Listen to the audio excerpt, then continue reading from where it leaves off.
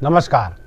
शब्दकोश के जन सरोकार में आपका स्वागत है। मैं मोहनलाल मोदी आज एक बार फिर गुना जिले पर फोकस करने जा रहा हूं। भारतीय जनता पार्टी ने जो सूची जारी की है प्रत्याशियों की, उसमें गुना जिले से केवल एक सीट की घोषणा हुई है और वो है चाचौड़ा विधानसभा क्षेत्र से श्रीमती प्रियंका मीणा। इन्हें भाजपा ने अपना प्रत्याशी घोषित किया है। जैसा कि हम पहले से दावा कर रहे थे कि अब तक जो चाचौड़ा में लीड कर रही थी श्रीमती ममता मीणा, वो एक बार की विधायक भी है, जिला पंचायत अध्यक्ष रह चुकी है। ऐसी ममता मीणा, ये शब्दकोश का दावा था, ऐसी ममता मीणा इस बार टिकट खो सकती है।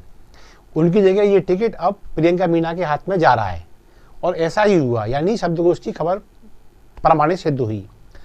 शब्दकोश ने दावा भी किया था कि जो रेटिंग है ममता मीणा की, वो उनके आक्रामक व्यवहार के चलते या उनके इर्द गिर्द जो उनके कार्यकर्ता हैं, उनके आसपास के जो उनके रिप्रेजेंटेटिव हैं, उनके आक्रामक व्यवहार के चलते रेटिंग नेगेटिव जा रही है। और इस नेगेटिव रेटिंग के चलते ये माना जा रहा था कि भाजपा इन्हें टिकट इस बार नहीं देगी। लेकिन ये भी सही था कि यदि ममता मीणा सामने आती तो लक्ष्मण सिंह, जो वर्तमान वहाँ के विधायक हैं, उनकी जीत बहुत आसान होने जा रही थी। उसके साथ शब्दकोश ने दावा भी किया था कि यदि ममता को नेगेटिव देखते हुए भाजपा प्रियंका को मैदान में उतारती है तो लक्ष्मण सिंह को इससे और ज़्यादा फायदा होने की स्थितियां बन सकती हैं। हमने ये दावा किया था कि यदि प्रियंका को टिकट मिला तो फिर जो ममता मीणा है वो बगावती सुर अपनाएंगी, वो अपने को दोबारा स्थापित करने के लिए किसी भी हद तक जाएंगी। ऐसा हो रहा है। ममता मीणा ने ये दावा कर दिया है कि अब हमारे यहाँ एक कार्यकर्ताओं का समावेश, एक समारोह, एक सम्मेलन होने जा रहा है और उसमें हम कार्यकर्ताओं से विचार विमर्श करेंगे कि अब हमें आगे क्या करना है, हम अपना हक लेके रहेंगे। उधर उनके पति ने, जो रघुवीर सिंह मीणा हैं, पूर्व IPS हैं, जिला पंचायत के सम्मानित सदस्य हैं। हाँ, ममता मीणा भी जिला पंचायत में वर्तमान में डायरेक्टर हैं। तो रघुवीर सिंह मीणा जो पति हैं ममता जी के, उन्होंने स्पष्ट कर दिया है कि हम ममता मीणा को उनका हक दिलाकर रहेंगे और यदि ऐसा नहीं हुआ तो ममता मीणा निर्दलीय चुनाव लड़ेंगी।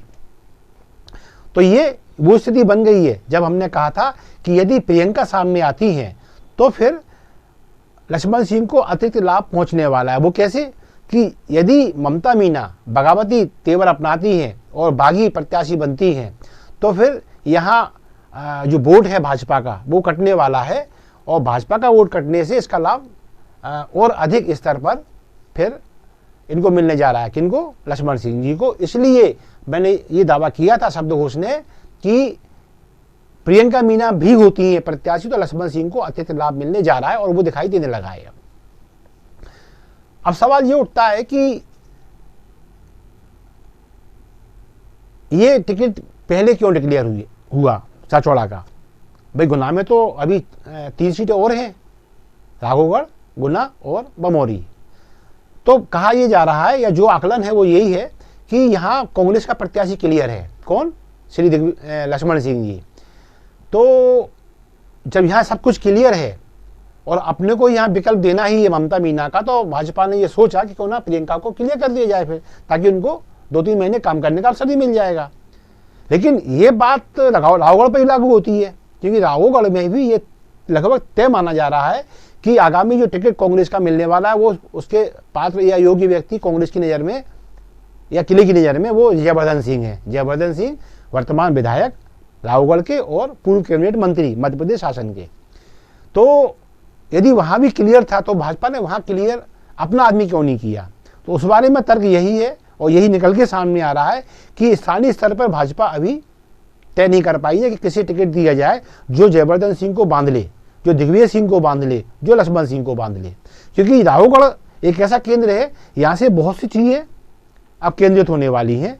लिहाजा यहाँ मैं पहले पिछले एपिसोड में राघवगढ़ के प्रत्याशियों पे फोकस कर चुका हूँ, लेकिन राघवगढ़ में बहुत सारे नए दावेदार सामने आए हैं।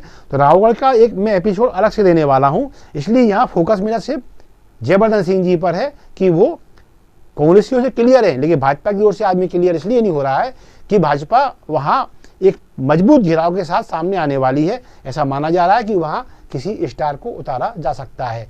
हाँ, इस क्षेत्र में जो केंद्रीय मंत्री हैं ज्योतिरादित्य सिंधिया, उनकी पहली बार पूरी रुचि है और यदि उनकी चली तब भी यहाँ का चुनाव बहुत रोचक होने जा रहा है।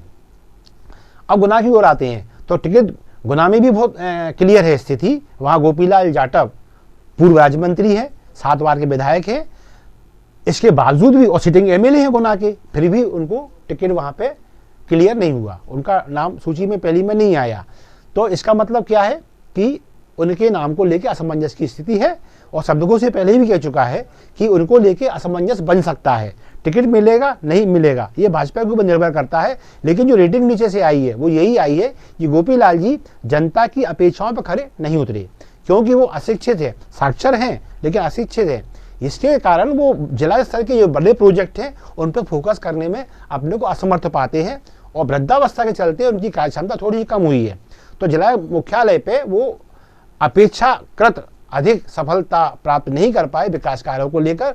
ऐसे स्थिति में उनके प्रति आक्रोश दिखाई दे रहा है। शायद यही वजह है कि उनको ये इस बार पहली सूची में स्थान नहीं मिला। अब बात करते हैं बमोरी की। तो बमोरी में तो जो एमएलए है बीजेपी का, वो कैबिनेट में मंत्री भी है, महेंद्र सिंह सिसोदिया।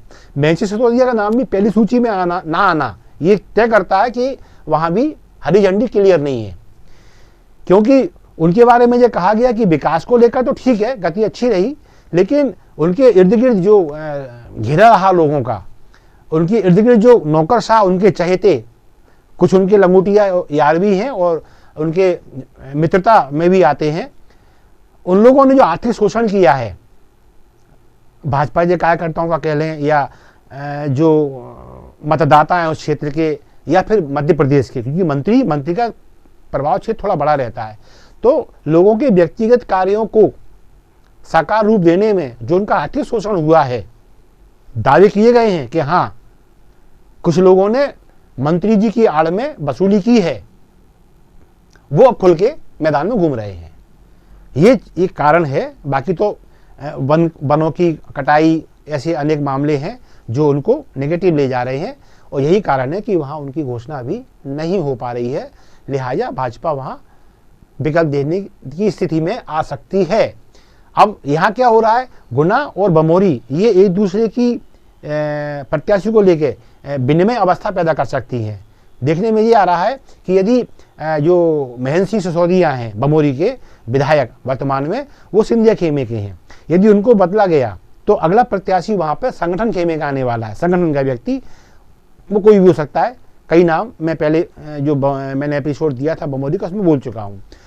ये गुना में स्थिति क्या है, इस वक्त जो विधायक हैं वो संगठन खेमे के हैं, तो यहाँ यदि इनको बदला गया तो फिर यहाँ पे प्रत्याशी जो आ रहा है भाजपा का या आ सकता है वो सिंधिया खेमे का संभावित है।